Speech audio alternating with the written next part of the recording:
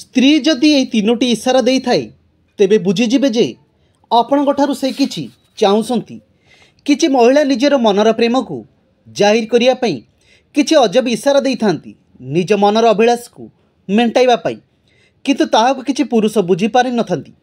तेबे आज आमे आपण मानकु जणाइबाकु जाउछु से इशारा गुड़िक विषय जहाको आपण देखि बुझी पारिबे तांको मनर अभिलाष को।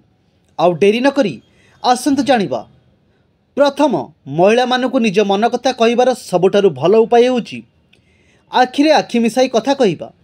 जदि कौनसी महिला लगातार आपणक आखिरे आखि मिसाई कथा कहउथांती एवं निज चुटी सह खेलुथांती तेबे यार अर्थ हेउची से आपणको पसंद करुछंती। बहुथर यार अर्थ होइताए सेही महिला आपणक सह संबंध रखिबार इच्छा रखिथांती।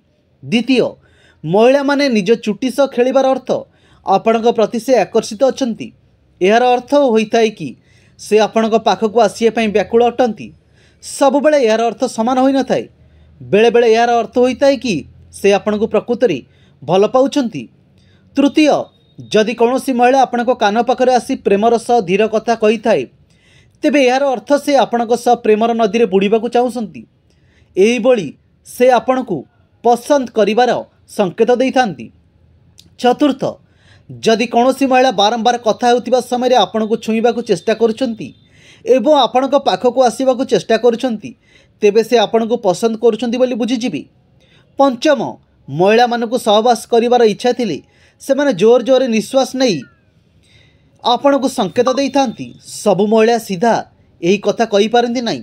तेणु जदि आपणक साथी आपणकु कुंडाई जोर रे निश्वास नियंती तेबे आपण बुझीजिबे से आपणक सह संबंध रखिबाकु चाहुछंती। षष्ठ, किछि महिला निज ओठकु कामुड़ी खेली थांती। जदि आपणक साथी आपणक सामने यह करंती तेबे यह संबंध रखिबार संकेत आपणक पई बोली जानिजिबे। सबुबेले इशारार अर्थ समान नथाए, तेणु भाबी चिंती इशारा को बुझिबा दरकार।